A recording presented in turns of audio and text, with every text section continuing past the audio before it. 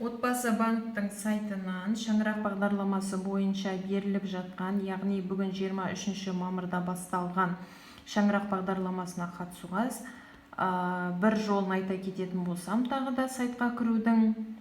Егер сіздер өздеріңіз жеке кабинет ашқан кездегі телефон номерлеріңіз сіздердің ауысқан болса, немесе парольдеріңізді ұмытып қалған болсаңыздар, сіздер бұл сайтқа электронды цифрлы қолтаңбаңыз арқылы, яғни ЭЦП арқылы кіре аласыздар.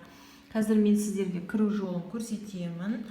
Ол үшін сіздің 2022 жылға арналған электронды цифрлы подписіңіз болса, және оның срогы бітпеген, жарамды болса, паролін барлығын білсеңіз, сізге ешқандай да қиындық тудырмайды сайтқа кіру. Бірінші аут-ключін таңдаймыз. Біз таңдадық, одан кейін өзіңіздің құпия сөзіңізді енгізесіз.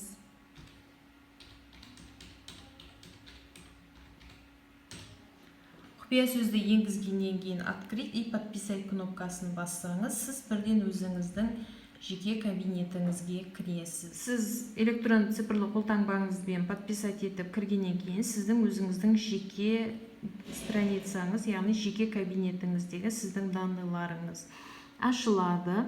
Мына менде мои заявки дегенде 1 деген сан көрсетіліп тұр. Себебі мен уже бүгін 23 мамырда до обеда мен өзім қалған пәтерге заявканы бердім. Сізде бұл жолы 2 заявка жасауға мүмкіндігіңіз бар.